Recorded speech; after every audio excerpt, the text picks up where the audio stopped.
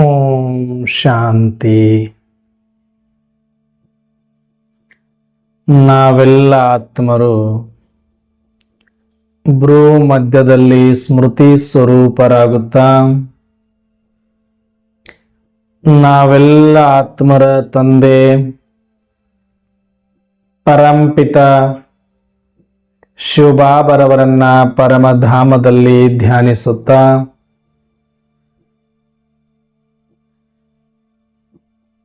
ಪ್ರಜಾಪಿತ ಬ್ರಹ್ಮ ಜಗದಂಬಾ ಸರಸ್ವತಿ ಮಮ್ಮಾರವರನ್ನ ಸೂಕ್ಷ್ಮ ವತನದಲ್ಲಿ ಸ್ಮರಿಸಿಕೊಂಡು ಯಜ್ಞದ ಎಲ್ಲ ಆದಿರತ್ನರನ್ನ ಎಲ್ಲ ನಿಮಿತ್ತ ಶಿಕ್ಷಕಿಯ ಅಕ್ಕಂದಿರನ್ನ ಸಮಸ್ತ ಈಶ್ವರಿಯ ಪರಿವಾರವನ್ನ ಸೂಕ್ಷ್ಮವಾಗಿ ಆಹ್ವಾನಿಸುತ್ತಾ ಪ್ರತಿದಿನದಂತೆ ಈ ಮುರಳಿ ಚಿಂತನೆಯಲ್ಲಿ ಭಾಗವಹಿಸಿರುವ ನನ್ನೆಲ್ಲ ಸಹೋದರಾತ್ಮರಿಗೆ ಆತ್ಮೀಯವಾದ ಸ್ವಾಗತ ಸುಸ್ವಾಗತ. ಪ್ರತಿದಿನದಂತೆ ಬಾಬಾರವರು ಈ ದಿನವೂ ಸಹ ಅನೇಕ ಮಹಾವಾಕ್ಯಗಳನ್ನು ಕೊಟ್ಟಿದ್ದಾರೆ. ಈ ದಿನ ಬಾಬಾರವರು ಮುರಳಿಯ ಮುಖ್ಯ ಸಾರದಲ್ಲಿಯೇ ತಿಳಿಸ್ತಾ ಇದ್ದಾರೆ, ಭಗವಂತನಾದ ನಾನು ಬಂದಿರೋದೇ ವೈಶ್ಯಾಲಯವನ್ನ ಶಿವಾಲಯವನ್ನಾಗಿ ಮಾಡುವುದಕ್ಕೆ. ಇನ್ನು ಸಾಕಷ್ಟು ವಿಸ್ತಾರ ಇದೆ. ಈ ಕುರಿತು ಒಂದಷ್ಟು ಸಂಕ್ಷಿಪ್ತ ಚಿಂತನೆಯನ್ನು ನಾವು ಮಾಡೋಣ. ಸ್ವಯಂ ಪರಮಾತ್ಮ ಶಿವತಂದೆ ಬಂದಿರೋದೇ ವೈಶಾಲಯವನ್ನ ಶಿವಾಲಯವನ್ನಾಗಿ ಮಾಡೋದಕ್ಕೆ.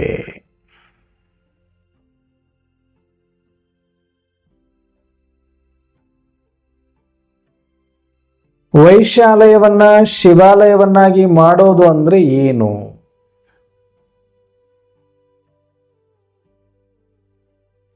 ವೈಶಾಲಯ ಅರ್ಥಾತ್ ವಿಷಯಾಲಯ ಅಂತ ತಗೊಳ್ಳೋಣ. ನಾವು ವಿಷಯಗಳಿಂದ ತುಂಬಿ ಹೋಗಿರುವಂತದ್ದನ್ನ ವೈಶಾಲಯ ವಿಷಯಾಲಯ ಅಂತ ಕರಿತೇವೆ.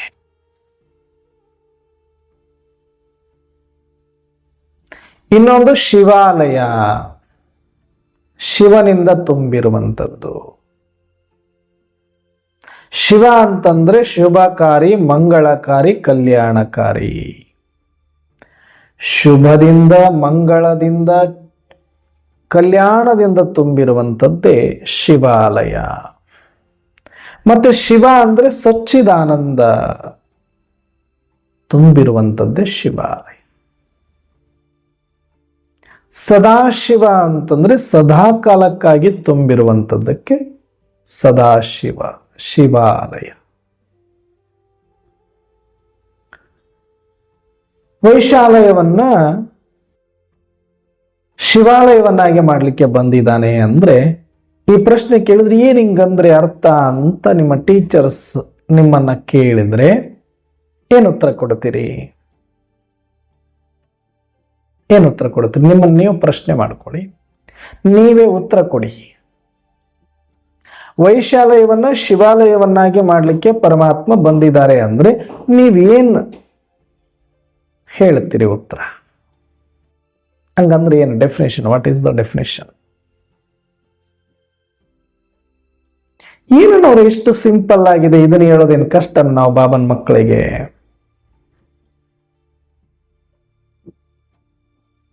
ಏನಿಲ್ಲ ಅಣ್ಣವ್ರೆ, ಈ ಕಲಿಯುಗ ಎಲ್ಲ ಕೆಟ್ಟು ಹೋಗಿದೆ, ತಮೋ ಪ್ರಧಾನ ಆಗಿದೆ. ಇದನ್ನ ಪತೀತದಿಂದ ಪಾವನ ಮಾಡಿ ಇಲ್ಲಿ ಸತ್ಯಯುಗವನ್ನ ಸ್ಥಾಪನೆ ಮಾಡ್ತಾರಲ್ವಾ, ಅದಕ್ಕೆ ಇದನ್ನ ವೈಶಾಲಯ ಅಂತ ಕರೀತಾರೆ, ಅದನ್ನ ಶಿವಾಲಯ ಅಂತ ಕರೀತಾರೆ. ಕಲಿಯುಗದಿಂದ ಸತ್ಯಯುಗವನ್ನಾಗಿ ಪರಿವರ್ತನೆ ಮಾಡುವಂಥದ್ದನ್ನ ವೈಶಾಲಯದಿಂದ ಶಿವಾಲಯವನ್ನಾಗಿ ಮಾಡಲಿಕ್ಕೆ ಬಂದಿದ್ದಾರೆ ಅಂತ ನಿಮ್ದೆಲ್ಲದು ರೆಡಿಮೇಡ್ ಆನ್ಸರ್ ಅಂತ ನಾನು ಅನ್ಕೊಳ್ತೀನಿ. ಇದೆಲ್ಲ ಸ್ಟೇಟ್ಮೆಂಟ್ ತಮ್ಮದು. ಅಂದ್ರೆ ಯಾರೋ ಒಬ್ರು ಹೇಳ್ಕೊಟ್ಬಿಟ್ರು ಅಥವಾ ಅದು ಎಕ್ಸ್ಪ್ಲೇನ್ ಅಲ್ಲೇ ಬರುತ್ತೆ ನಮಗೆ. ಈ ಒಂದು ಕಲಿಯುಗದಿಂದ ಪರಿವರ್ತನೆಯಾಗಿ ಸತ್ಯುಗವನ್ನು ಸ್ಥಾಪನೆ ಮಾಡಲಾಗುತ್ತೆ. ವೈಶಾಲ್ಯದಿಂದ ನಿಮ್ಮನ್ನೆಲ್ಲ ಶಿವಾಲಯಕ್ಕೆ ಕರ್ಕೊಂಡು ಹೋಗ್ಲಿಕ್ಕೆ ಬಂದಿದ್ದೇನೆ, ಅಥವಾ ಶಿವಾಲಯಕ್ಕೆ ಪರಿವರ್ತನೆ ಮಾಡುತ್ತೇನೆ, ಶಿವಾಲಯವನ್ನಾಗಿ ಮಾಡುತ್ತೇನೆ ಅಂದಾಗ ನಮಗೆ ಸಹಜವಾಗಿ ಬರೋದು ಇದೇ ಉತ್ತರ ಎಲ್ಲರದ್ದು. ಯಾಕಂದ್ರೆ ಅದನ್ನೇ ಹೇಳ್ಕೊಟ್ಟಿದ್ದಾರೆ, ನಾವು ಅದನ್ನೇ ಕೇಳಿಕೊಂಡು ಬಂದುಬಿಟ್ಟಿದ್ದೀವಿ. ನಾವಂತೂ ಬುದ್ಧುಗಳು. ಯಾರು? ನಾವು. ಜ್ಞಾನ ಕೇಳೋರೆಲ್ಲ ಬುದ್ಧುಗಳು. ಪಾಪ ಯಾರು ನಿಮಿತ್ತ ಟೀಚರ್ಸ್ ಇರ್ತಾರೋ, ನಿಮಿತ್ತ ಸ್ಪೀಕರ್ಸ್ ಇರ್ತಾರೋ, ಅವರು ವಿಚಾರ ಸಾಗರ ಮಂಥನ ಮಾಡಿ ಅವ್ರಿಗೆ ತಿಳಿದಷ್ಟನ್ನ ಒಳದಷ್ಟನ್ನ ಪರಮಾತ್ಮನ ಮಹಾವಾಕ್ಯ ನಮಗೆ ತಿಳಿಸಿದ್ದಾರೆ. ಹೋಗ್ಲಿ, ಸಾಕಾರವಾಣಿಯಲ್ಲಿ ಬ್ರಹ್ಮ ಬಾಬರವರು ಸೇರಿದಂತೆ ಒಂದಷ್ಟು ಸಾಕಾರದಲ್ಲಿಯೇ ನಮಗೆ ಅರ್ಥ ಮಾಡಿಸೋ ಪ್ರಯತ್ನವನ್ನು ಕೂಡ ಮುರಳಿಯಲ್ಲಿ ಹೇಳ್ತಾರೆ ಬಾಬರವರು. ಇಷ್ಟಲ್ಲ, ಕಲಿಯುಗದಿಂದ ಸತ್ಯುಗವನ್ನಾಗಿ ಪರಿವರ್ತನೆ ಮಾಡಲಿಕ್ಕೆ ಪರಮಾತ್ಮ ಬಂದಿದ್ದಾರೆ ಅಂದ ತಕ್ಷಣನೇ ನಾವು ವೈಶಾಲಯವಂದ್ರೆ ಕಲಿಯುಗ, ಶಿವಾಲಯ ಅಂದ್ರೆ ಸತ್ಯುಗ. ಇಷ್ಟ ನಮ್ಮ ತಲೆಯೊಳಗಡೆ ಪ್ರಿಂಟ್ ಆಗ್ಬಿಡುತ್ತೆ. ಯಾಕೆ? ಯಾಕಂದ್ರೆ ನಮಗೆ ಬುದ್ಧಿನೇ ಇಲ್ವಲ್ಲ ವಿಚಾರ ಮಾಡಲಿಕ್ಕೆ. ಬುದ್ಧುಗಳು ನಾವೆಲ್ಲ, ಬುದ್ಧಿಹೀನರು ನಾವೆಲ್ಲ. ಯಾರು ಏನು ಹೇಳಿದ್ರು ಅದನ್ನು ಕೇಳ್ಕೊಂಡು ಸುಮ್ಮನೆ ಕುರಿತಾರ ತಲೆ ಹಾಕೊಂಡು ಅಷ್ಟೇ ಅಂತ ಹೋಗ್ಬಿಡೋದು.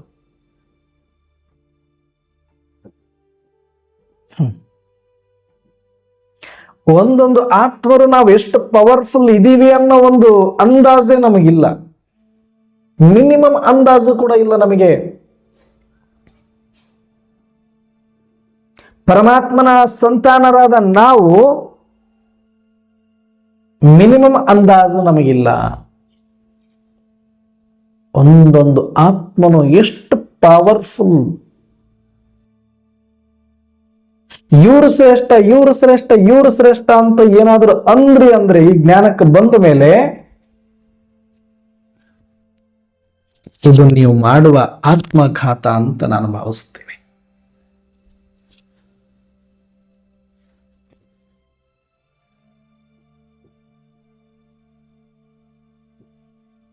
ಯಾಕೆ? ಯಾಕೆ ಅಂದ್ರೆ ಸೃಷ್ಟಿಯಲ್ಲಿರುವ ಪ್ರತಿಯೊಂದು ಆತ್ಮನೂ ಕೂಡ ಅಷ್ಟು ಪವರ್ಫುಲ್. ಏಕ ಸಿಂಗಲ್ ಆತ್ಮನೂ ಆ ತರ ಇಲ್ಲ. ಇದು ಸ್ವಲ್ಪ ಕಮ್ಮಿ ಇದೆ, ಸ್ವಲ್ಪ ಬಲಹೀನ ಇದೆ, ಸ್ವಲ್ಪ ಕಮ್ಜೋರ್ ಇದೆ ಅನ್ನುವಂಥ ಆತ್ಮ ಒಂದು ಸಿಂಗಲ್ ಆತ್ಮನೂ ಸಿಗೋದಿಲ್ಲ ನಿಮಗೆ. ಎಲ್ಲರೂ ಪವರ್ಫುಲ್, ಪವರ್ಫುಲ್, ಪೀಸ್ಫುಲ್, ಬ್ಲಿಸ್ಫುಲ್. ಎಲ್ಲ ಆತ್ಮರು ಒಂದೊಂದು ಆತ್ಮ. ಇದು ಸುಮ್ಮನೆ ಅಲ್ಲ, ಪರಮಾತ್ಮನ ಸಂತಾನ. ಅದು ಪರಮಧಾಮ ನಿವಾಸಿ, ಅದು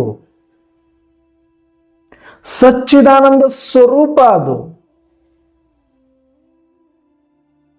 ಈ ಆತ್ಮ ಸಾಕ್ಷಾತ್ಕಾರ, ಆತ್ಮ ಜ್ಞಾನವನ್ನ ಪಡೆದ ಮೇಲೂ ಕೂಡ ನಾವು ಇವರು ಶ್ರೇಷ್ಠ, ಇವರು ಕನಿಷ್ಠ ಅಂದ್ರಿ ಅಂದ್ರೆ ಅದಕ್ಕಿಂತ ಆತ್ಮಘಾತ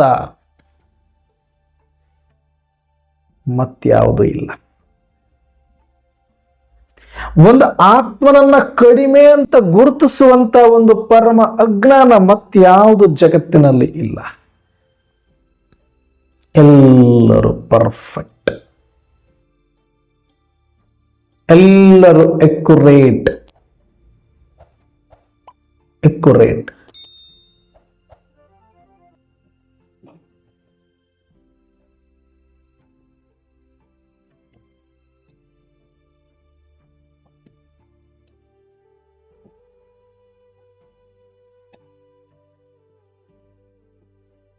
ಮತ್ತೆ ಏನನ್ನ ವೈಶಾಲಯವನ್ನ ಶಿವಾಲಯವನ್ನಾಗಿ ಮಾಡಲಿಕ್ಕೆ ಬಂದಿದ್ದಾರೆ ಬಾಬರವರು?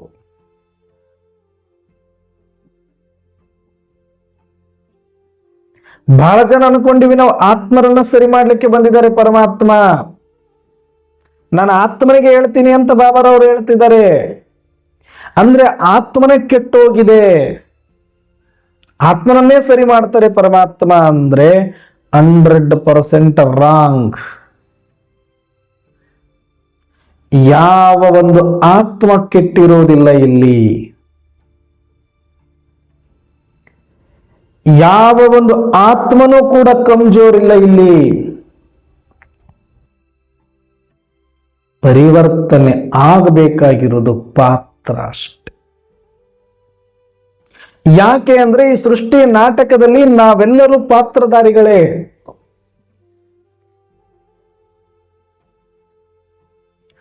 ಪರಮಾತ್ಮನ ಸಹಿತವಾಗಿ ಪಾತ್ರ ಮಾಡಲಿಕ್ಕೆ ಬಂದವರು ನಾವು. ಪರಿವರ್ತನೆ ಮಾಡುವ ಪಾತ್ರವನ್ನೇ ಪರಮಾತ್ಮನು ಕೂಡ ಮಾಡ್ತಿದ್ದಾರೆ ಅಂದ ಮೇಲೆ ಪಾತ್ರ ಪರಿವರ್ತನೆಗಾಗಿ ಒಂದು ಪಾತ್ರವನ್ನ ಮಾಡ್ತಿದ್ದಾರೆ ಹೊರತಾಗಿ ಆತ್ಮವನ್ನ ಪರಿವರ್ತನೆ ಮಾಡುವುದಲ್ಲ ಅವ್ರ ಕೆಲಸ. ಆತ್ಮಕ್ಕೆ ಇಷ್ಟೇ ಅವರು ಕೊಡೋದು ಸ್ಮೃತಿ ಮಾತ್ರ, ಇನ್ಫಾರ್ಮೇಶನ್, ಜ್ಞಾನ, ಪ್ರಜ್ಞೆ, ಅರಿವು, ಜಸ್ಟ್ ಒಂದು ಸ್ಮೃತಿ ಮಾತ್ರ ಆತ್ಮಕ್ಕೆ ಕೊಡೋದು ಸಾಕು. ಏನು ಸ್ಮೃತಿ, ಏನು ಪ್ರಜ್ಞೆ ಅಂದ್ರೆ, ಏನು ಅರಿವಂದ್ರೆ ಏನು ಕೊಡ್ತಾರೆ ಪರಮಾತ್ಮ ಆತ್ಮಕ್ಕೆ ಅಂದ್ರೆ, ಹೇ ಮಗು, ಹೇ ಮಗು, ನೀನು ಪಾತ್ರಧಾರಿ ಕಣೋ, ನೀನು ಪಾತ್ರ ಅಲ್ಲ. ನೀನು ಪಾತ್ರನೇ ಅಲ್ಲ ಅಂದ ಮೇಲೆ ಪಾತ್ರದ ಸಂಬಂಧಗಳು ನಿನ್ನ ಸಂಬಂಧಗಳಲ್ಲ. ಪಾತ್ರದ ಸಂಪತ್ತು ನಿನ್ನ ಸಂಪತ್ತಲ್ಲ.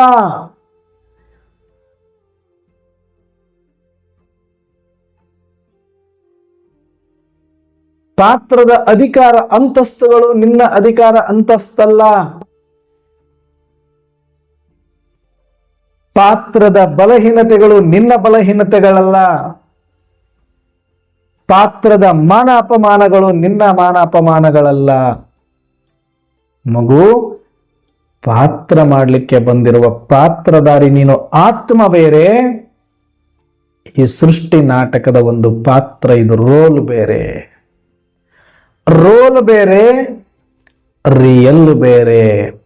ರೀಲ್ ಬೇರೆ, ರಿಯಲ್ ಬೇರೆ ಅಂತ ಅರ್ಥ ಮಾಡಿಸ್ಲಿಕ್ಕೆ ಆ ಸ್ಮೃತಿ ಅಂತ ಹೇಳ್ತಾರೆ. ಹಾಗಾದ್ರೆ ನಾನು ಯಾರು ಪಾತ್ರಧಾರಿ ಅಂದ್ರೆ, ನೀನು ಯಾರು ಗೊತ್ತಾ? ಸಾಕ್ಷಾತ್ ಶಿವ ಪರಮಾತ್ಮ ನಾನು, ನನ್ನ ತತ್ ಸ್ವರೂಪವೇ ನೀನು. ಶಾಂತ ಸ್ವರೂಪ ನೀನು, ಪವಿತ್ರ ಸ್ವರೂಪ ನೀನು, ಸುಖ ಸ್ವರೂಪ ನೀನು, ಆನಂದ ಸ್ವರೂಪ ನೀನು, ಶಕ್ತಿ ಸ್ವರೂಪ ನೀನು, ಪ್ರೇಮ ಸ್ವರೂಪ ನೀನು, ಜ್ಞಾನ ಸ್ವರೂಪ ನೀನು. ನೀನು ಸಚ್ಚಿದಾನಂದ ಸ್ವರೂಪನೇ, ನೀನು ಅವಿನಾಶಿ, ನೀನು ಪರಮಧಾಮ ನಿವಾಸಿ, ಪರಮಾತ್ಮನ ಸಂತಾನ, ನಾಟಕಕ್ಕಾಗಿ ಬಂದವನು. ಇದಕ್ಕೂ ನಿನಗೆ ಏನು ಸಂಬಂಧ ಇಲ್ಲ ಮಗು ಅನ್ನುವ ಸತ್ಯ ಶ್ರೇಷ್ಠ ನೆನಪು, ಆ ಸ್ಮೃತಿಯನ್ನ ಮಾತ್ರ ಕೊಡ್ತಾರೆ ಪರಮಾತ್ಮ ಆತ್ಮಕ್ಕೆ. ವಿಸ್ಮೃತಿ, ನಾನು ಯಾರು ಅನ್ನುವ ಸತ್ಯವನ್ನ ಮರೆತಿರುವ ವಿಸ್ಮೃತಿ, ಪಾತ್ರದ ಸ್ಮೃತಿಯಲ್ಲಿರುವ ನನಗೆ ಮತ್ತು ನಾನು ಆತ್ಮನ ಸ್ಮೃತಿಯನ್ನ ಕೊಡ್ತಾರೆ. ಇಷ್ಟು ಆತ್ಮಕ್ಕೆ ಪರಮಾತ್ಮ ಕೊಡೋದು. ಇನ್ನು ಉಳಿದೆಲ್ಲ ಪರಿವರ್ತನೆಗಳನ್ನ ಬಯಸೋದು ಎಲ್ಲಿ ಪರಮಾತ್ಮ ಅಂದ್ರೆ ಈ ಪಾತ್ರದಲ್ಲಿ. ಅಂದ್ರೆ ಎಲ್ಲಿ? ನಾವೆಲ್ಲ ಶೂದ್ರರಾಗಿದ್ವಿ, ಮೃಗತ್ವದಲ್ಲಿದ್ವಿ. ಮೃಗತ್ವದಿಂದ ಮನುಷ್ಯತ್ವ, ಮನುಷ್ಯತ್ವದಿಂದ ದೈವತ್ವಕ್ಕೆ ಪರಿವರ್ತನೆ ಆಗಬೇಕಾಗಿರೋದು ಪಾತ್ರ. ತಮೋ ಪ್ರಧಾನದಿಂದ ಸತೋ ಪ್ರಧಾನವರೆಗೆ ಆಗಬೇಕಾಗಿರೋ ಪರಿವರ್ತನೆ ಪಾತ್ರದಲ್ಲಿ. ಹಾಗಾಗಿ ವೈಶಾಲಯವನ್ನ ಶಿವಾಲಯವನ್ನಾಗಿ ಮಾಡ್ತಾರೆ ಅಂದ್ರೆ ಪಾತ್ರ ಪರಿವರ್ತನೆ, ಸಂಸ್ಕಾರ ಪರಿವರ್ತನೆ. ಪಾತ್ರದ ಸಂಸ್ಕಾರವನ್ನ ಪರಿವರ್ತನೆ ಮಾಡಲಿಕ್ಕೆ ಬಂದವರು ಪರಮಾತ್ಮ. ಓನ್ಲಿ ಇನ್ಫಾರ್ಮೇಶನ್ ಕೊಟ್ಟು ನಮ್ಮನ್ನ ಪರಿವರ್ತನೆ ತರಲಿಕ್ಕೆ ಪ್ರಯತ್ನ ಪಡೋದು ಪರಮಾತ್ಮ. ಹಾಗಿದ್ರೆ ನೀವಂದುಕೊಂಡಂಗೆ ಹೊರಗಡೆ ಕಲಿಯುಗ ಇರೋದನ್ನ ಸತ್ಯುಗ ಮಾಡೋದೇ ವೈಶಾಲಯದಿಂದ ಶಿವಾಲಯ ಅನ್ಕೊಂಡ್ಬಿಟ್ಟಿದ್ರೆ, ಸತ್ಯುಗಕ್ಕೆ ಶಿವಾಲಯ ಅಂತ ಯಾಕೆ ಕರಿತೀವಿ ನಾವು? ಅಲ್ಲೇನು ಶಿವ ಇರ್ತಾನೇನು? ಶಿವ ಇರೋದು ಬೇಡ, ಅಟ್ಲೀಸ್ಟ್ ಶಿವನ ಸ್ಮೃತಿ ಇರುತ್ತೇನು? ಸ್ಮೃತಿನೂ ಬೇಡ, ಶಿವನ ಕುರುಹಾದರೂ ಇರುತ್ತೇನು? ಶಿವನ ಅರಿವು ಇಲ್ಲ, ಶಿವನ ಕುರುಹು ಇಲ್ಲ, ಶಿವನೂ ಇಲ್ಲ ಅಂದ ಮೇಲೆ ಅದೆಂಗು ಶಿವಾಲಯ ಆಗತ್ತೆ ಸತ್ಯುಗ? ಸ್ವಲ್ಪ ವಿವೇಚನೆ ಮಾಡಬೇಕಲ್ಲ, ನಾವು ಬುದ್ಧಿಯನ್ನ ಉಪಯೋಗಿಸ್ಬೇಕಲ್ಲ. ಏನಂಗಂದ್ರೆ ವೈಶ್ಯಾಲಯವನ್ನ ಶಿವಾಲಯವನ್ನಾಗಿ ಮಾಡ್ಲಿಕ್ಕೆ ಬರ್ತೀನಿ ಅಂದ್ರೆ,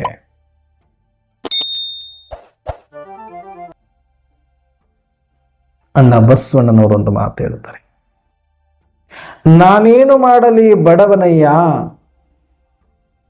ನಾನೇನು ಮಾಡಲಿ ಬಡವನಯ್ಯ, ಎನ್ನ ಕಾಲೇ ಕಂಬ, ದೇಹವೇ ದೇಗುಲ, ಎನ್ನ ಸಿರವೇವನ್ನ ಕಳಸವಯ್ಯ,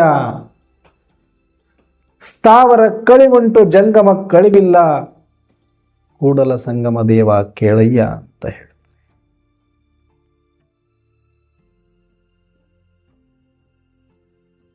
ಅಂದ್ರೆ ಈ ದೇಹವನ್ನ ದೇಗುಲ ಅಂತ ಹೇಳಿದ್ರು.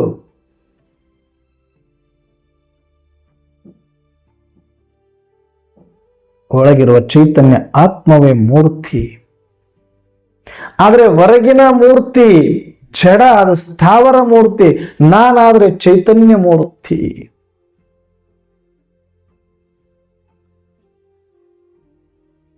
ವೈಶ್ಯಾಲಯ ಆಗಿರೋದು, ಶಿವಾಲಯ ಆಗಬೇಕಾಗಿರೋದು ಈ ಶರೀರದ ಸಂಸ್ಕಾರ, ಇದು ಪಾತ್ರ. ವೈಶ್ಯಾಲಯ ಅಂದ್ರೆ ಏನು ತುಂಬಿದೆ ಇದರಲ್ಲಿ? ದೇವಾಲಯ, ಇದು ಶಿವಾಲಯ, ಇದು ಶಿವಮಂದಿರ ಆಗಬೇಕಾಗಿತ್ತು, ಇದು ಶಾಂತಿಧಾಮ ಆಗಬೇಕಾಗಿತ್ತು, ಇದು ಸುಖಧಾಮ ಆಗಬೇಕಾಗಿತ್ತು. ಆದ್ರೆ ಇವತ್ತು ದುಃಖಧಾಮ ಆಗೋಗಿದೆ. ಯಾವುದು? ಪಾತ್ರ. ಈ ಸ್ಥೂಲ ಶರೀರ, ಸೂಕ್ಷ್ಮ ಶರೀರ, ಮನ ಬುದ್ಧಿ ಸಂಸ್ಕಾರಗಳೆಲ್ಲವೂ ಕೂಡ ತಮೋಪ್ರಧಾನ್. ಯಾವುದರಿಂದ ತುಂಬೋಗಿದೆ? ಸುಗಂಧದಿಂದ ತುಂಬಿದ್ರೆ ಅದು ಮಂದಿರ, ದುರ್ಗಂಧದಿಂದ ತುಂಬಿದೆ ವೈಶ್ಯಾಲಯ. ಸುಗಂಧದಿಂದ ತುಂಬಿದ್ರೆ ಶಿವಾಲಯ, ದುರ್ಗಂಧ. ಸಪ್ತ ಹೆಣಗಳನ್ನ ತುರುಕುವಂತ ಒಂದು ಸಮಾಧಿ, ಸ್ಮಶಾನವನ್ನಾಗಿ ಮಾಡಿಕೊಂಡಿದ್ದೀವಿ ಈ ಶರೀರವನ್ನ. ಪ್ರಾಣಿಗಳು ಸತ್ರೆ ಅದನ್ನ ಮನೆಯಲ್ಲೇ ಉಳೋದಿಲ್ಲ, ನಾವು ತಗೊಂಡು ಎಸೆದು ದೂರ ಹಳ್ಳಕ್ಕೆ ಎಲ್ಲೋ ಊರು ಹೊರಗಡೆ ಜಾಲಿಯಲ್ಲಿ ಬಿಸಾಕಿ ಬರ್ತೀವಿ. ಮನೆಯಲ್ಲಿ ಯಾರೂ ಕೂಡ ಯಾವ ಪ್ರಾಣಿಗಳನ್ನು ನಾವು ಇಟ್ಕೊಳ್ಳೋದಿಲ್ಲ, ಸಮಾಧಿ ಮಾಡೋದಿಲ್ಲ. ಆದ್ರೆ ಅಂತ ಪ್ರಾಣಿಗಳನ್ನ ಸತ್ತಿರೋದನ್ನ ಒಳಗಡೆ ತುಂಬಿ ಖುಷಿಯಿಂದ ಉಪ್ಪು ಖಾರ ಹಾಕಿ ತುಂಬುತ್ತೀವಿ ಅಂತಂದ್ರೆ ಎಷ್ಟು ದುರ್ಗಂಧ ಇರಬೇಡ, ಎಂತ ಸ್ಮಶಾನ ಆಗಿರಬೇಡ. ಇದು ವಿವೇಚನೆ ಇಲ್ಲ. ಮನುಷ್ಯ ಏನು ಮಾಡ್ತಾ ಇದೀವಿ, ಏನು ತಿಂತಾ ಇದೀವಿ, ಏನು ಕುಡಿತಾ ಇದೀವಿ, ಏನು ತುಂಬಿಸ್ತಾ ಇದೀವಿ, ಇದರೊಳಗಡೆ ಅರಿವಿಲ್ಲ. ಸ್ಮಶಾನ ಆಗೋಗಿದೆ ಇದು. ಸತ್ತ ಹೆಣಗಳ ಊತಿ, ಎಷ್ಟು ಹೆಣಗಳ ರಾಶಿ ಬಿದ್ದೋಗಿದೆ ಇದರೊಳಗಡೆ. ಎಷ್ಟು ಕುರಿ, ಎಷ್ಟು ಕೋಳಿ, ಎಷ್ಟು ಮೀನು, ಎಷ್ಟು ಮಾಂಸ. ಏನು ತಿಂದ್ರೆ ಇದು ತುಂಬಿತ್ತು, ಏನು ತಿಂದ್ರೆ ಇದಕ್ಕೆ ಸಾಕಾಗಿತ್ತು ಹೇಳಿ? ಒಂದ ಎರಡ? ಬೇರೆ ಬೇರೆ ದೇಶದವರಿಗೆ ಅದು ಸಿಗೋದಿಲ್ಲ. ಅವ್ರ ದೌರ್ಭಾಗ್ಯ ಏನು ಅಂದ್ರೆ ನಮ್ಮ ತರ ಅಕ್ಕಿ, ಬೇಳೆ, ಬೆಲ್ಲ ಎಲ್ಲ ಸಿಗೋದಿಲ್ಲ. ಸಿಗದೇ ಇರೋ ದೇಶಗಳಲ್ಲಿ ತಿಂದ ಹಾಳಾಗಿ ಹೋಗ್ಲಿ. ಎಲ್ಲ ಇದ್ದು ಏನು ಅನಿವಾರ್ಯ ಇದೆ ನಮಗೆ? ಇವತ್ತು ಅಕ್ಕಿ ಸಿಗ್ತಾ ಇಲ್ವಾ, ಬೇಳೆ ಸಿಗ್ತಾ ಇಲ್ವಾ, ಬೆಲ್ಲ ಸಿಗ್ತಾ ಇಲ್ವಾ,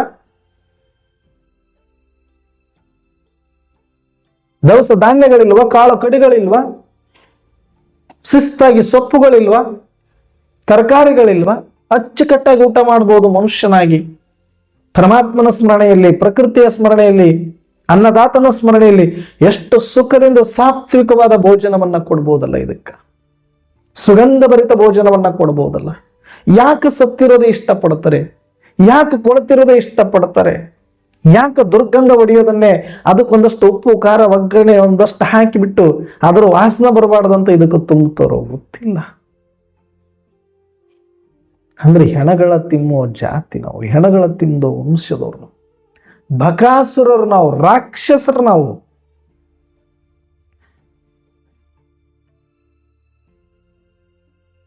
ಹಾಕೋಗಿದ್ವಿ. ಈಗ ಪರಮಾತ್ಮ ಬಂದು ಹೇಳಿದ, ಮಗು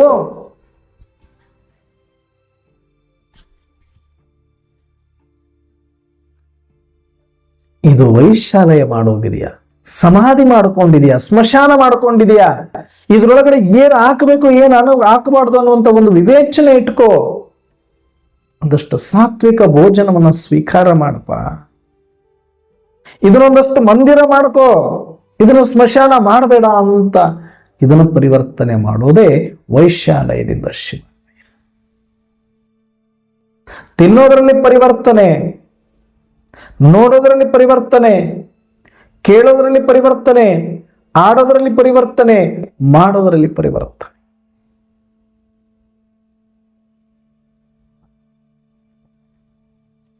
ಎಲ್ಲವೂ ಮೃಗಗಳ ತರ ಆಗೋಗಿದ್ವಿ.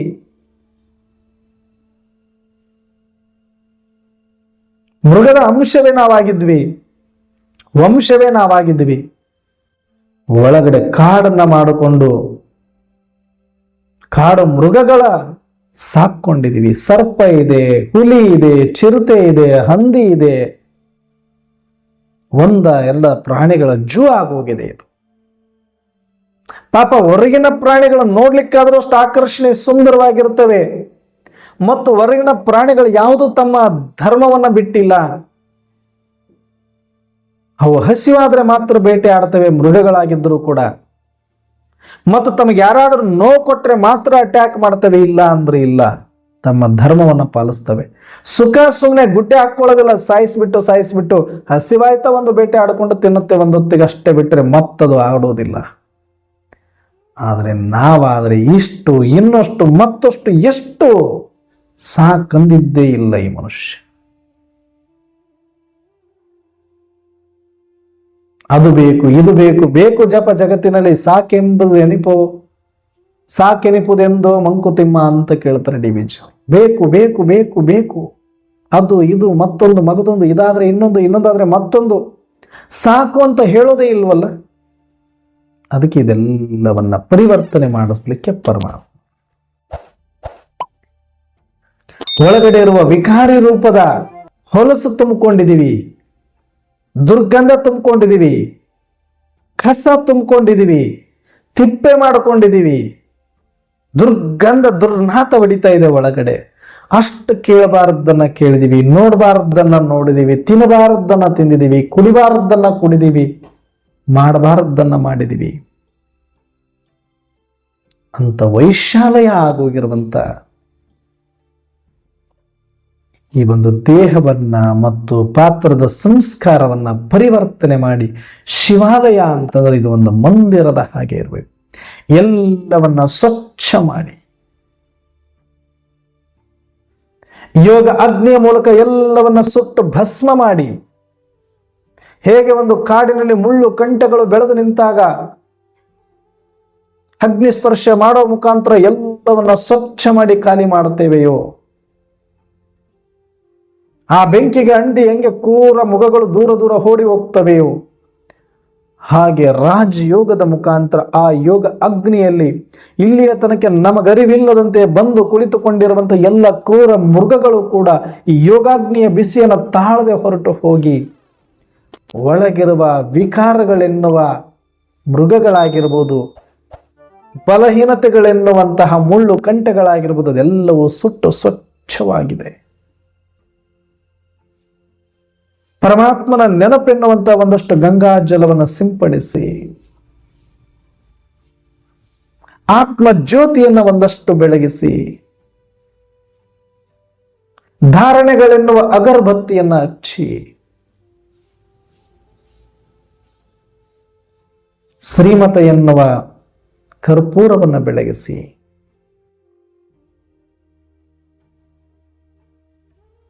ಸದ್ಗುಣಗಳೆನ್ನುವಂತಹ ಹೂ ಪುಷ್ಪಗಳನ್ನು ಹಾಕಿ,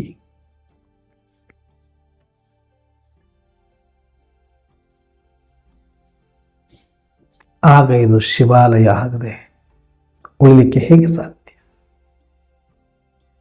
ಶೂದ್ರತ್ವವನ್ನ ಬಿಟ್ಟು ಬ್ರಾಹ್ಮಣತ್ವ ಅರ್ಥಾತ್ ಮನುಷ್ಯತ್ವಕ್ಕೆ ಬನ್ನಿ, ಮನುಷ್ಯತ್ವದಿಂದ ದೈವತ್ವಕ್ಕೆ ಬನ್ನಿ ಅಂತ ಪರಿವರ್ತನೆ ಮಾಡುವ ಕಾರ್ಯವನ್ನೇ ವೈಶ್ಯಾಲಯದಿಂದ ಶಿವಾಲಯವನ್ನಾಗಿ ಮಾಡೋದು. ನಮ್ಮ ಇಂದ್ರಿಯಗಳು ನಮ್ಮ ಅಂಕಿತದಲ್ಲಿ ಬಂದು ಏನು ಕೊಡಬೇಕೋ ಅದನ್ನು ಮಾತ್ರ ಕೊಟ್ಟು ಯಾವಾಗಲೂ ಸ್ವಚ್ಛವಾಗಿಟ್ಟುಕೊಂಡು ಸುಂದರವಾಗಿಟ್ಟುಕೊಂಡು ಶೋಭಾಯಮಾನವಾಗಿ ಇಟ್ಟುಕೊಂಡ್ರೆ ಅದೇ ಶಿವಾಲಯ. ಶಿವ ಮೆಚ್ಚುವ ರೀತಿಯಲ್ಲಿ ಬದುಕನ್ನು ಇಟ್ಟುಕೊಂಡ್ರೆ ಶಿವ ನೆಲೆಸಿದಂತೆಯೇ. ಈ ರೀತಿಯಾಗಿ ನಮ್ಮ ಮೃಗತ್ವವನ್ನ ಬಿಡಿಸಿ ಮನುಷ್ಯತ್ವವನ್ನ ಕೊಟ್ಟು ದೈವತ್ವಕ್ಕೆ ಇರಿಸುವ ಈ ಪರಿವರ್ತನೆಯನ್ನು ನಮ್ಮಲ್ಲಿ ಏನು ತರ್ತಾ ಇದ್ದಾರೆಯೋ ಇದೇ ವೈಶಾಲಯದಿಂದ ಶಿವಾಲಯವನ್ನ ಮಾಡುವಂಥದ್ದು. ಅದಕ್ಕೆ ಸ್ವಪರಿವರ್ತನೆಯಿಂದ ವಿಶ್ವ ಪರಿವರ್ತನೆ ಅಂದ್ರು. ನನ್ನೊಳಗಡೆ ಎಷ್ಟು ವೈಶಾಲಯ ಇದೆ, ಎಷ್ಟು ಶಿವಾಲಯ ಇದೆ ನಾನು ನೋಡ್ಕೋಬೇಕು. ಎಷ್ಟೊತ್ತು ಶೂದ್ರನಾಗಿರ್ತೇನೆ, ಎಷ್ಟೊತ್ತು ಮನುಷ್ಯನಾಗಿರ್ತೇನೆ ನೋಡ್ಕೋಬೇಕು. ಎಷ್ಟೊತ್ತು ಕ್ರೂರ ಮೃಗಗಳ ಜೊತೆ ಇರ್ತೇನೆ, ಎಷ್ಟೊತ್ತು ಸುಗಂಧ ಪುಷ್ಪಗಳ ಜೊತೆ ಇರ್ತೇನೆ ನೋಡ್ಕೋಬೇಕು.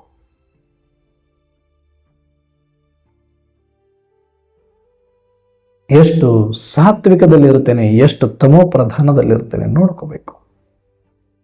ಪ್ರತಿನಿತ್ಯ ಇದನ್ನ ಶುಚಿಗೊಳಿಸಬೇಕು, ಎಚ್ಚರಿಸಬೇಕು ಅಂತಾನೆ ಪ್ರತಿನಿತ್ಯ ಮುರಳಿಯನ್ನ ಬಾಬಾರವರು ತಿಳಿಸ್ತಾರೆ. ಅದಕ್ಕೆ ಇವತ್ತು ಬಾಬಾರವರು ಹೇಳಿರೋದು, ಮುರಳಿಯನ್ನ ಮಿಸ್ ಮಾಡಿಕೊಂಡ್ರೆ ನೀವು ಎಂದೂ ಕೂಡ ಪರಿವರ್ತನೆ ಆಗ್ಲಿಕ್ಕೆ ಸಾಧ್ಯ ಇಲ್ಲ. ಒಂದು ದಿನ ಕಸ ಹೊಡೆಯೋದು ಬಿಟ್ರೆ, ಒಂದು ದಿನ ಸ್ನಾನ ಮಾಡೋದು ಬಿಟ್ರೆ, ಒಂದು ದಿನ ಬಟ್ಟೆ ತೊಳೆಯೋದು ಬಿಟ್ರೆ ಹೇಗೆ ಮಲಿನ ಮಲಿನ ಮಲಿನ ಮಲಿನ ಜಮಾ ಆಗ್ತಾ ಹೋಗುತ್ತೋ ಹಾಗೆ ಪ್ರತಿನಿತ್ಯ ಪ್ರತಿ ಕ್ಷಣ ತಮೋಪ್ರಧಾನದ ಪ್ರಪಂಚದಲ್ಲಿ, ತಮೋಪ್ರಧಾನ ವಾತಾವರಣದಲ್ಲಿ ತಮೋಪ್ರಧಾನದ ಪ್ರಭಾವ ನಮ್ಮ ಮೇಲೆ ಸೆಕೆಂಡ್ ಬೈ ಸೆಕೆಂಡ್ ಆಗ್ತಾನೆ ಇದೆ. ಆದರೆ ಅದಕ್ಕೆ ತಕ್ಕಂತೆ ನಾನು ಎಷ್ಟು ಅದರ ಪಟ್ಟಿಗೆ ಸಾತ್ವಿಕತೆಯನ್ನು ಇಮ್ಮಡಿಗೊಳಿಸ್ಕೊಳ್ತಾ ಇದ್ದೀನಿ, ಪವಿತ್ರತೆಯಲ್ಲಿ ಇರ್ತಾ ಇದ್ದೀನಿ, ಶಾಂತಿಯಲ್ಲಿ ಇರ್ತಾ ಇದ್ದೀನಿ, ಸುಖದಲ್ಲಿ ಇರ್ತಾ ಇದ್ದೀನಿ, ಶ್ರೇಷ್ಠ ಸಂಸ್ಕಾರದಲ್ಲಿ ಎಷ್ಟೊತ್ತು ಇರ್ತಾ ಇದ್ದೀನಿ, ಇದನ್ನು ಸ್ವಲ್ಪ ನೋಡ್ಕೋಬೇಕಲ್ಲ. ಇದನ್ನು ನೋಡ್ಕೊಳ್ಳೋದ್ರೆ ನಾವು ಚೆಕ್ ಮಾಡ್ಕೊಳ್ಳಿಲ್ಲ, ಚೇಂಜ್ ಮಾಡ್ಕೊಳ್ಳಿಲ್ಲ ಅಂತಂದ್ರೆ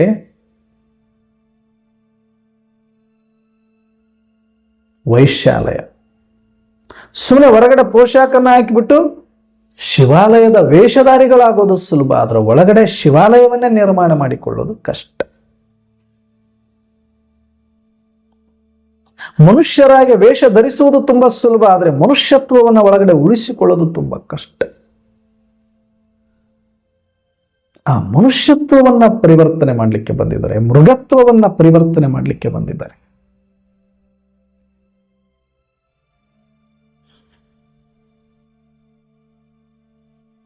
ಇಡೀ ದಿನದಲ್ಲಿ ನಾನು ಎಷ್ಟು ಹೊತ್ತು ವೈಶಾಲಯದಲ್ಲಿದ್ದೀನಿ, ಶಿವಾಲಯದಲ್ಲಿ ಎದ್ದಾಗಿನಿಂದ ರಾತ್ರಿಯ ತನಕ ನನ್ನ ಇಂದ್ರಿಯಗಳು, ನನ್ನ ಸಂಕಲ್ಪ, ನನ್ನ ಕರ್ಮ, ನನ್ನ ಮಾತು ಎಷ್ಟು ಶಿವಾಲಯದಂತೆ ಇತ್ತು, ಎಷ್ಟು ವೈಶಾಲಯದಂತೆ ಇತ್ತು.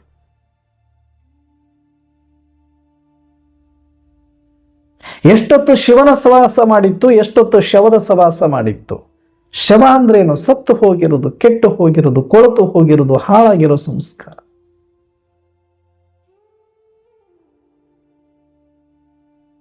ಶಿವಪುತ್ರರಾಗಿದ್ವಾ, ಶವಪುತ್ರರಾಗಿದ್ವಾ, ಶಿವಶಕ್ತಿಯರಾಗಿದ್ವಾ, ಶವಶಕ್ತಿಯರಾಗಿದ್ವಾ, ದೇವಾತ್ಮರಾಗಿದ್ವಾ, ರಾಕ್ಷಸರಾಗಿದ್ವಾ,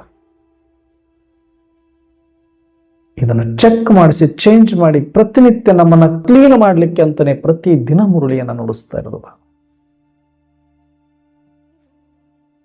ಪ್ರತಿನಿತ್ಯ ಸ್ನಾನ ಮಾಡ್ತಾ ಇದ್ರೆ ಸ್ವಚ್ಛ ಆಗ್ತಾನೆ, ಬಿಡ್ತಾ ಹೋದಷ್ಟು ಹೆಂಗೆ ಕೊಳೆ ತುಂಬಿಕೊಳ್ತಾ ಹೋಗುತ್ತೋ ಹಂಗೆ ಪ್ರತಿನಿತ್ಯ ಮುರಳಿ ಕೇಳ್ತಾ ಹೋದಷ್ಟು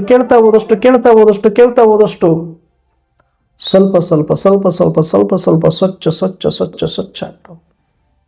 ಕೇಳಿದ್ದನ್ನ ನೆನಪಿನಲ್ಲಿ ಇಟ್ಟುಕೊಂಡು ಯೋಗದಲ್ಲಿ ಪರಿವರ್ತನೆ ಮಾಡ್ಕೊಳ್ತಾ ಸಂಸ್ಕಾರ ಪರಿವರ್ತನೆ ಆಗುತ್ತೆ.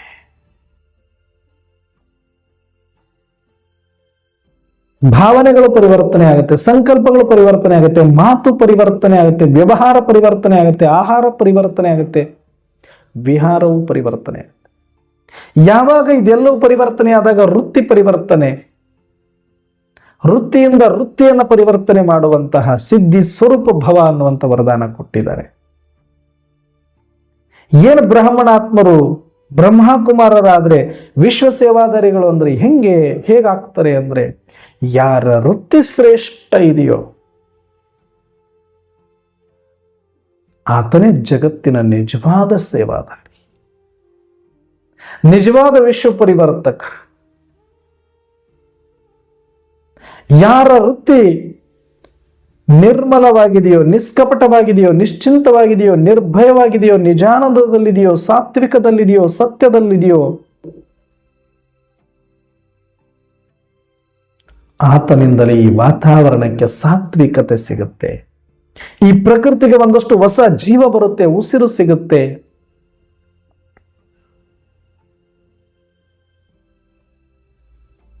ಅದಕ್ಕೆ ಸ್ವಪರಿವರ್ತನೆಯಿಂದ ನೀನು ಪರಿವರ್ತನೆ ಆದ ಮೇಲೆ ನಿನ್ನ ವೃತ್ತಿಯ ಆಧಾರದಂತೆ ವಾಯುಮಂಡಲ ತಯಾರ, ವಾಯುಮಂಡಲದಂತೆ ಮನುಷ್ಯಾತ್ಮರು, ಪ್ರಾಣಿ ಪಕ್ಷಿಗಳು ಎಲ್ಲರಿಗೂ ಕೂಡ ಅದರ ಎಫೆಕ್ಟ್. ನೀನು ಸ್ವತಃ ಪರಿವರ್ತನೆ ಆಗ್ಲಿಲ್ಲ, ನಿನ್ನ ವೃತ್ತಿನೇ ಶ್ರೇಷ್ಠ ಮಾಡ್ಕೊಳ್ಳಿಲ್ಲ, ಸ್ವಚ್ಛ ಮಾಡ್ಕೊಳ್ಳಿಲ್ಲ, ಶಿವಾಲಯ ಮಾಡ್ಕೊಳ್ಳಿಲ್ಲ ಅಂದ್ರೆ ನಿನ್ನಿಂದ ಪ್ರಕೃತಿಗೆ, ವಾತಾವರಣಕ್ಕೆ ಒಂದು ಚೂರು ಏನು ಉಪಯೋಗ ಇಲ್ಲ ಅಂದ ಮೇಲೆ ಇನ್ನು ಬೇರೆಯವ್ರಿಗೆ ಏನು ಬೇಕಾದಷ್ಟು ಒದರ್ಬೋದು, ಬೇಕಾದಷ್ಟು ಮಾತಾಡ್ಬೋದು, ಬೇಕಾದಷ್ಟು ಬಿಲ್ಡಿಂಗ್ ಕಟ್ಟಬಹುದು, ಬೇಕಾದಷ್ಟು ನಾನು ಸೇವೆ ಮಾಡಬಹುದು. ಆದ್ರೆ ಇಲ್ಲಿದೆ ಸೇವಾ ಕೇಂದ್ರ. ನಾವು ಸೇವಾ ಕೇಂದ್ರ ಅಂದ್ರೆ ಅಲ್ಲಿದೆ ಅಲ್ಲಿದೆ ಅಲ್ಲಿದೆ, ಅದು ಸುಮ್ಮನೆ ಸ್ಥೂಲ ಅಷ್ಟೇ. ಪರಿವರ್ತನೆಯಾಗುವ ವಿಧಿಯನ್ನ ತಿಳಿಸುವಂತಹ ವಿದ್ಯಾ ಕೇಂದ್ರ ಅದು, ನಾಟ್ ಸೇವಾ ಕೇಂದ್ರ. ವಿದ್ಯೆ ಕೊಡದ ಸೇವೆ ಅಲ್ಲ, ಅದು information transfer, educated training centre ಅಷ್ಟೇ, ಎಜುಕೇಶನ್ ಸೆಂಟರ್ ಅದೆಲ್ಲ. ಸೇವಾ ಕೇಂದ್ರ ಎಲ್ಲಿದೆ? ಪ್ರತಿಯೊಬ್ಬರಲ್ಲಿಯೂ ಕೂಡ ಸೆಂಟರ್ ಇದೆ, ಅದೇ ಸೇವಾ ಕೇಂದ್ರ. ಆತ್ಮಿಕ ಸ್ಮೃತಿ ವೃತ್ತಿ ಇದೆಯಲ್ಲ, ಆ ವೃತ್ತಿ ಶ್ರೇಷ್ಠ ಆಗಬೇಕು ಅಂದ್ರೆ ಆತ್ಮಿಕ ಸ್ಮೃತಿಯಲ್ಲಿದ್ದು, ಪರಮಾತ್ಮ ತಂದೆ ನೆನಪಲ್ಲಿದ್ದು, ಪರಮ ಪವಿತ್ರ ಅನುಭೂತಿಯಲ್ಲಿ ಯಾರು ಇರ್ತಾರೆ, ಸದ್ಗುಣಗಳಲ್ಲಿ ಯಾರು ಇರ್ತಾರೆ,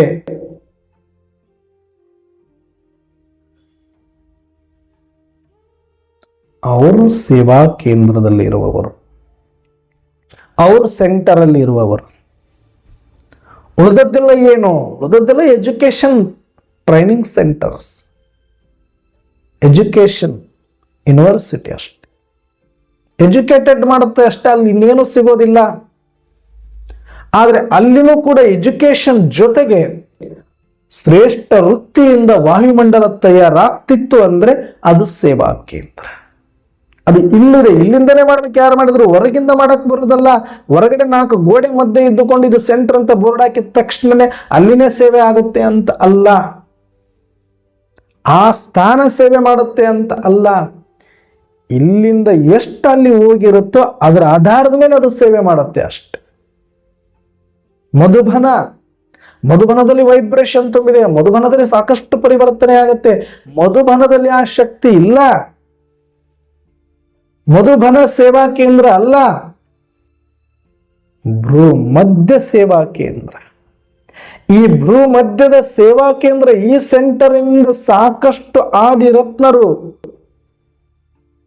ಅನೇಕ ಅನರ್ಘ್ಯ ರತ್ನರು, ಮಹಾ ತಪಸ್ವಿಗಳು, ಲಕ್ಷಾಂತರ ಕೋಟ್ಯಾಂತರ ಆತ್ಮರು ಈ ಶ್ರೇಷ್ಠ ವೃತ್ತಿಯಿಂದ ಅಲ್ಲಿ ವಾಯುಮಂಡಲಕ್ಕೆ ಸಹಯೋಗದ ಮಾಡಿದ್ದಾರೆ, ದಾನ ಮಾಡಿದ್ದಾರೆ. ಹಾಗಾಗಿ ಆ ವಾಯುಮಂಡಲ ಆ ರೀತಿ ತಯಾರಾಗಿದೆ. ವೃತ್ತಿಯನ್ನ ಪರಿವರ್ತನೆ ಮಾಡಿದರೆ, ಆದರೆ ಮೊದಲೆಯಲ್ಲಿ ಆಗಿದ್ದು ಪರಿವರ್ತನೆ ಇಲ್ಲಿ. ಈ ಸೇವಾ ಕೇಂದ್ರ, ಈ ಸೆಂಟರ್, ಈ ವೃತ್ತಿ ಪರಿವರ್ತನೆ ಆಗಿತ್ತು ಅಂದ್ರೆ ಅದು ವಾಯುಮಂಡಲಕ್ಕೆ ಸಹಯೋಗ. ಆ ವಾಯುಮಂಡಲದೊಳಗಡೆ ಯಾರೇ ಬಂದರೂ ಆ ಆತ್ಮರಿಗೂ ಸಹಯೋಗ. ಹಾಗಾಗಿ ಸತ್ಯ ಸೇವಾ ಕೇಂದ್ರವನ್ನು ಅರ್ಥ ಮಾಡಿಕೊಂಡು ಈ ಸೇವಾ ಕೇಂದ್ರದಲ್ಲಿ ಇದ್ದು ಶ್ರೇಷ್ಠ ವೃತ್ತಿಯನ್ನು ಯಾರು ಇಟ್ಟುಕೊಂಡು ಸದಾ ಸ್ಮೃತಿ ಸ್ವರೂಪರಾಗಿರ್ತಾರೆ ಅವರು ನಡೆದಾಡುವ ಸೇವಾ ಕೇಂದ್ರ, ಚೈತನ್ಯ ಸೇವಾ ಕೇಂದ್ರ, ಮೊಬೈಲ್ ಸರ್ವಿಸ್ ಸೆಂಟರ್. ಅದು ಒಬ್ಬೊಬ್ರು ಆಗಬಹುದು, ನೀವು ಒಬ್ಬೊಬ್ರು ಕೂಡ ಎಷ್ಟು ದೊಡ್ಡ ಸೆಂಟರ್ ಆಗ್ಬೋದು, ನಿಮ್ಮ ಕೆಪಾಸಿಟಿ. ಅನ್ನೋರಿಗೆ ಆ ಸೆಂಟ್ರಿಗೆ 50 ಜನ ಬರ್ತಾರೆ, ಈ ಸೆಂಟ್ರಿಗೆ 100 ಜನ ಬರ್ತಾರೆ, ಆ ಸೆಂಟ್ರಿಗೆ 200 ಜನ ಬರ್ತಾರೆ. ಅದಕ್ಕೆ ಅದು ದೊಡ್ಡ ಸೆಂಟರ್, ಇದು ಸಣ್ಣ ಸೆಂಟರ್. ಸಂಖ್ಯೆಯಿಂದ ಅಲ್ಲ ದೊಡ್ಡದು ಸಣ್ಣದು, ಕಟ್ಟಡದಿಂದ ಅಲ್ಲ ದೊಡ್ಡದು ಸಣ್ಣದು, ಅದು ಯಾವುದು ಸೆಂಟರ್ಗಳೇ ಅಲ್ಲ, ಎಜುಕೇಶನ್ ಟ್ರೈನಿಂಗ್ ಸೆಂಟರ್ಸ್ ಅಷ್ಟೇ ಅದು. ಆದ್ರೆ ಈ ಸೇವಾ ಕೇಂದ್ರ ಅದು ಲಿಮಿಟ್. 50 ಜನ ಬರೋಲಿ 100 ಜನ ಬಂದ್ರೆ ಅದು ಫುಲ್ ಆಗುತ್ತೆ, ಹೊರಗಡೆ ನಿಂತ್ಕೋಬೇಕು. 200 ಜನ ಕೆಪಾಸಿಟಿ ಇದ್ದಲ್ಲಿ 500 ಜನ ಬಂದ್ರೆ ಆಗಲ್ಲ. 30,000 ಜನ ಕೂಡಲೇ 60,000 ಜನ ಬಂದ್ರೆ ಆಗಲ್ಲ. ಅದ್ರ ಲಿಮಿಟ್ ಅಷ್ಟೇ ಅದು, ಯಾಕಂದ್ರೆ ಸ್ಥೂಲ ಅದು ಎಷ್ಟೇ ದೊಡ್ಡದಾಗಿದ್ರು ಕೂಡ. ಆದ್ರೆ ಈ ಸೆಂಟರ್ ಇದೆಯಲ್ಲ, ಈ ಸೇವಾ ಕೇಂದ್ರ ಇದೆಯಲ್ಲ, ಇಲ್ಲಿ ಶ್ರೇಷ್ಠ ವೃತ್ತಿ ಆಯಿತು ಅಂತ ಇಟ್ಕೊಳ್ಳಿ. ಲಕ್ಷ ಲಕ್ಷ ಆತ್ಮರನ್ನು ಪರಿವರ್ತನೆ ಮಾಡುವ ತಾಕತ್ತು, ಇಡೀ ಪಂಚತತ್ವಗಳನ್ನ ಪರಿವರ್ತನೆ ಮಾಡುವ ತಾಕತ್ತು ಒಂದೊಂದು ಆತ್ಮರಿಗೂ ಇದೆ. ಒಂದೊಂದು ಆತ್ಮರಿಗೂ, ಈ ಆತ್ಮನಲ್ಲಿಲ್ಲ, ಈ ಆತ್ಮನಲ್ಲಿ ಎಲ್ಲ ಸರ್ವ ಆತ್ಮರಿಗೂ ಇದೆ.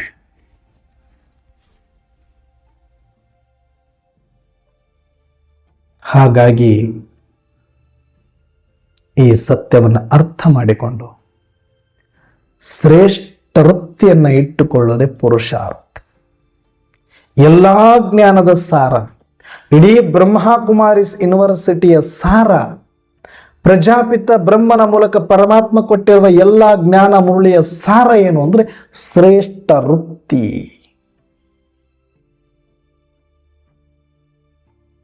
ಶ್ರೇಷ್ಠ ವೃತ್ತಿಯನ್ನು ಇಟ್ಟುಕೊಳ್ಳಿ.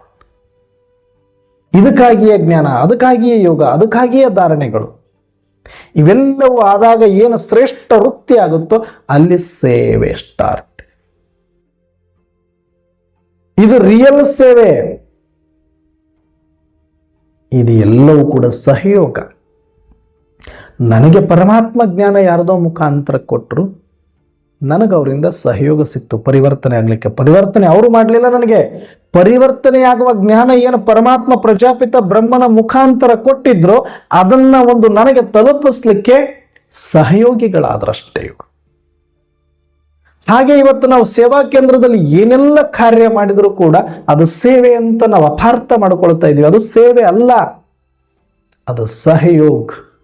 ಬಾಬಾ ಹೇಳ್ತಾರೆ ಇದನ್ನ, ಯಜ್ಞದ ಒಳಗಡೆ ನಾವು ಬ್ರಹ್ಮ ಕುಮಾರರಿಗೆ ಮಾಡುವುದೆಲ್ಲವೂ ಕೂಡ ಸಹಯೋಗದ ಸೇವೆ ಅಲ್ಲ. ಯಾರು ಬ್ರಹ್ಮಕುಮಾರ ಇವತ್ತಲ್ಲದೆ ಇರ್ಬೋದು, ನಾಳೆ ಆಗ್ತಾರೆ ಅವರು, ಅಂದ್ರೆ ಜ್ಞಾನ ಕೊಡ್ತೀವಿ ಅಂತಂದು ಮಾತ್ರಕ್ಕೆ ಅದು ಸೇವೆ ಅಲ್ಲ. ಅಣ್ಣವ್ರು ಇವ್ರು ಬ್ರಹ್ಮಕುಮಾರ ಅಲ್ಲ, ಬೇರೆಯವರಿಗೆ ನಾವು ಪಾಂಪ್ಲೆಂಟ್ ಕೊಡ್ತೀವಿ, ಅದು ಸೇವೆ ಅಲ್ವಾ? ಅಲ್ಲ. ಪಾಂಪ್ಲೆಂಟ್ ನೀವು ಎಷ್ಟು ಮಂದಿ ಕೊಟ್ಟರು ಅದು ಸೇವೆ ಆಗೋದಿದ್ರೆ ಎಲ್ಲರೂ ತಗೊಂಡು ಉದ್ಧಾರ ಆಗ್ಬೇಕಾಗಿತ್ತಿಲ್ಲ. ಯಾರು ತಗೊಂಡ್ರು ಅದನ್ನ? ಬೇಕೆಗಳೇ ತಗೊಂಡ್ರು.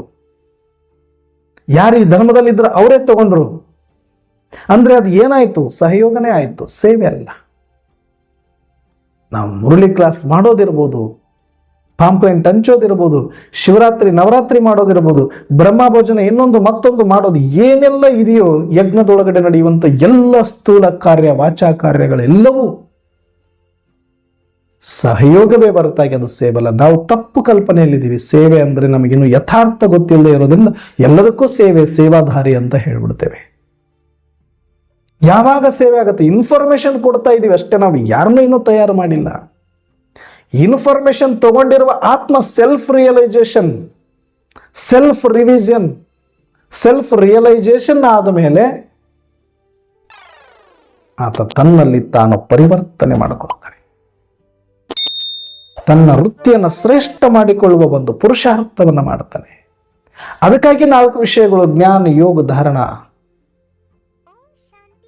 ಸೇವೆ ಆರಂಭ ಆಗೋದು ಇವು 3 ಸಬ್ಜೆಕ್ಟ್ ಪಾಸ್ ಆದ್ನ ಅಂದ್ರೆ ಜ್ಞಾನ, ಯೋಗಯುಕ್ತ ಜ್ಞಾನ, ಯೋಗಯುಕ್ತ ಕರ್ಮ, ಯೋಗಯುಕ್ತ ಮಾತು, ಯೋಗಯುಕ್ತ ಸಂಕಲ್ಪ ಯಾವಾಗ ನಡೀತಾ ನಡೀತಾ ನಡೀತಾ ನಡೀತಾ ಹೋಗುತ್ತೋ ಒಂದು ದಿನ ಶ್ರೇಷ್ಠ ವೃತ್ತಿ ಆಗುತ್ತೋ ಅವತ್ತು ಸೇವೆ ಸಬ್ಜೆಕ್ಟ್ ಸ್ಟಾರ್ಟ್. ಇದು ಸ್ಥೂಲ ಸಹಯೋಗ ಅಷ್ಟೇ. ಸುಮ್ಮನೆ ಮಕ್ಕಳನ್ನ ಉರಿದುಂಬಿಸ್ಲಿಕ್ಕೆ ಸೇವಾದಾರಿ ಸೇವೆ ಸೇವೆ ಅಂತ ಹೇಳ್ತೀವಿ. ಅಷ್ಟು ಸೇವೆ ಮಾಡಿದ್ರಿ, ಇಷ್ಟು ಸೇವೆ ಮಾಡಿದ್ರಿ ಅಂತ ಬಳಸ್ತೀವಿ ಅಷ್ಟೆ. ಆದರೆ ಅದು ಸೇವೆ ಅಲ್ಲ. ಅದಕ್ಕೆ ನಾವೆಲ್ಲರೂ ಕೂಡ ರಿಯಲ್ ಸೇವಾದಾರಿಗಳಾಗಬೇಕು ಅಂದರೆ ಅದು ವೃತ್ತಿಯಿಂದ ಮಾತ್ರ ಸಾಧ್ಯ. ಅದು ಈ ಸೆಂಟರಿಂದ ಮಾತ್ರ ಸಾಧ್ಯ, ಈ ಸೇವಾ ಕೇಂದ್ರದಿಂದ ಮಾತ್ರ ಸಾಧ್ಯ. ಎಲ್ಲರೂ ನೀವು ಸೆಂಟರ್ ಇರೋರೆ, ಯಾರು ಸೆಂಟ್ರಲ್ ಇಲ್ಲ ಅಂತಲ್ಲ. ಇಲ್ಲಿ ಯಾರಿಲ್ಲ, ಅವ್ರು ಎಲ್ಲರೂ ಸೆಂಟ್ರಲ್ ಇಲ್ಲ, ಅವರೆಲ್ಲ ಒಂದು ಕಟ್ಟಡದಲ್ಲಿದ್ದಾರೆ ಅಷ್ಟೇ. ನೀವು ಬೀದಿಯಲ್ಲಿದ್ದರೂ ಕೂಡ ಇಲ್ಲಿದ್ದೀರಿ ಅಂದ್ರೆ ನೀವು ಸೆಂಟ್ರಲ್ ಇದ್ದೀರಿ ಅಂತ ಅರ್ಥ. ಹಾಗಂತ ಅಲ್ಲಿರೋರು ಕನಿಷ್ಠ, ಇಲ್ಲಿರೋರು ಶ್ರೇಷ್ಠ, ಇವ್ರು ಕನಿಷ್ಠ ಇವರು ಶ್ರೇಷ್ಠ, ಇದಲ್ಲ ನನ್ನ ಉದ್ದೇಶ. ಅಂದ್ರೆ ಪ್ರತಿಯೊಬ್ಬರು ಕೂಡ ನಾವು ಸೆಂಟ್ರಲ್ ಇದ್ದೀವಿ, ಸೆಂಟ್ರಲ್ಲೇ ಅನುಭವ ಮಾಡಬೇಕು ಅಂತ ಹೇಳೋದು ಸೂಕ್ಷ್ಮವಾಗಿ. ಅಯ್ಯೋ ನಮಗೆ ಸೆಂಟರ್ ದೂರ ಇದೆ, ನಮ್ಮ ಹತ್ರ ಸೆಂಟರ್ ಇಲ್ಲೇ, ನಾವು ಮಧುಬನಕ್ಕೆ ಹೋಗಕ್ಕೆ ಆಗ್ತಾ ಇಲ್ಲ, ಈ ರೀತಿಯ ಒಂದಷ್ಟು ಯೋಚನೆಗಳು ಬರಬಾರದು. ಮತ್ತು ಶ್ರೇಷ್ಠ ಎಲ್ಲಿದೆ ಅಂದ್ರೆ ಇದೇ ಮಧುಬನ್, ಇದೇ ಶಾಂತಿಬನ್, ಇದೇ ಸೇವಾ ಕೇಂದ್ರ, ಇದೇ ಸೆಂಟರ್ ಆಗಿ ಮಾಡಿಕೊಳ್ಳಕ್ಕೆ ಪ್ರತಿಯೊಂದು ಆತ್ಮರಿಗೆ ಅವಕಾಶ ಇದೆ. ಇದೇ ಆಗ್ಬೇಕಾಗಿರೋದು ಕೂಡ. ಅದೆಲ್ಲ ಸ್ಥೂಲ, ಸ್ಥೂಲ ಮಧುಬನ, ಸ್ಥೂಲ ಶಾಂತಿಬನ, ಸ್ಥೂಲ ಸೇವಾ ಕೇಂದ್ರ, ಸ್ಥೂಲ ಸೆಂಟರ್, ಇದು ಇನ್ಫಾರ್ಮೇಶನ್ ಪಾಸ್ ಮಾಡಲಿಕ್ಕೆ ಇರುವಂತ ಒಂದಷ್ಟು ಎಜುಕೇಶನ್ ಸೆಂಟರ್ಗಳಷ್ಟೇ. ಆದ್ರೆ ಆಗಬೇಕಾಗಿರೋದು ಎಲ್ಲಿ ಮಧುಬನ ಇಲ್ಲಿ, ಎಲ್ಲಿ ಶಾಂತಿಬನ ಇಲ್ಲಿ, ಎಲ್ಲಿ ಪಾಂಡವ ಭವನ ಇಲ್ಲಿ, ಎಲ್ಲಿ ಜ್ಞಾನ ಸರೋವರ ಇಲ್ಲಿ, ಎಲ್ಲಿ ಸೇವಾ ಕೇಂದ್ರ, ಎಲ್ಲಿ ಸೆಂಟರ್, ಎಲ್ಲಿ ರಿಟ್ರೀಟ್, ಇಲ್ಲಿ ಆಗಬೇಕು. ಇದನ್ನು ಎಷ್ಟು ಬೇಕಾದ್ರೂ ದೊಡ್ಡದು ಮಾಡಕ್ ಬರುತ್ತೆ. ಆ ಸೆಂಟರ್ ತಗೊಂಡಿರುವ ಸೈಟಲ್ಲೇ ಕಟ್ಟಬೇಕು ನಾವು ಅಷ್ಟೇ, ಹೊರಗಿನ ಸೇವಾ ಕೇಂದ್ರಗಳನ್ನ, ಹೊರಗಿನ ಎಜುಕೇಶನ್ ಸೆಂಟರ್ಗಳನ್ನ. ಆದ್ರೆ ಇದು ಎಷ್ಟು ಬೇಕಷ್ಟು ವಿಶಾಲ, ವಿಶ್ವದಗಲಕ್ಕೂ ಕೂಡ ಹರಡಿಸ್ಲಿಕ್ಕೆ ಬರುತ್ತೆ ಈ ಸೇವಾ ಕೇಂದ್ರವನ್ನ. ಎಷ್ಟು ಜನಗಳ ಆತ್ಮರನ್ನು ಕೂಡ ಪರಿವರ್ತನೆ ಮಾಡುವ ಕೆಪಾಸಿಟಿ ಇದೆ ಇಲ್ಲಿ. ಲಿಮಿಟ್ ಆಗಿ ತುಂಬಿ ಹೊರಗೆ ನಿಂದಿರಬೇಕು ಅನ್ನುವಂಥದ್ದಿಲ್ಲ, ಬೇಕಾದಷ್ಟು ಜನಗಳಿಗೆ ಅವಕಾಶ ಕೊಡಬಹುದು ಆತ್ಮರಿಗೆ ಇಲ್ಲಿ. ಅಂತ ವಿಶಾಲ ಸೇವಾ ಕೇಂದ್ರಗಳನ್ನ ತಯಾರು ಮಾಡಿಕೊಳ್ಳೋದು ನಮ್ಮ ಕೈಯಲ್ಲಿದೆ. ವೈಶಾಲ್ಯ ಇರೋದು, ಶಿವಾಲಯ ಆಗೋದು ಅಂದ್ರೆ ಇದೆ. ಈ ರೀತಿ ನಮ್ಮನ್ನು ನಾವು ಪರಿವರ್ತನೆ ಮಾಡಿಕೊಂಡು ಪ್ರತಿನಿತ್ಯ ಮುರಳಿಯನ್ನ ಕೇಳಿ, ಸಾಧ್ಯವಾದಷ್ಟು ಸೆಂಟರ್ಗೆ ಹೋಗಿ, ಸಾಧ್ಯವಾದಷ್ಟು ಸಹಯೋಗವನ್ನು ಕೊಟ್ಟು ಪ್ರತಿನಿತ್ಯ ನಮ್ಮನ್ನು ನಾವು ಪರಿವರ್ತನೆ ಮಾಡಿಕೊಳ್ಳುವ ಪುರುಷಾರ್ಥವನ್ನ ಮಾಡ್ತಾ, ನಡೆದಾಡುವ ಸೆಂಟರ್ ತರ ನಮ್ಮ ಅನುಭವ ಮಾಡ್ತಾ, ನಮ್ಮ ವೃತ್ತಿಯನ್ನು ಶ್ರೇಷ್ಠ ಮಾಡಿಕೊಂಡು ಅನೇಕ ಆತ್ಮರ ಕಲ್ಯಾಣಕ್ಕೆ ನಿಮಿತ್ತರಾಗೋಣ ಅಂತ ಹೇಳ್ತಾ ಇವತ್ತಿನ ಚಿಂತನೆಯನ್ನ ಮುಕ್ತಾಯ ಮಾಡ್ತಾ ಇದ್ದೀನಿ. ಎಲ್ಲರಿಗೂ ಓಂ ಶಾಂತಿ. ಓಂ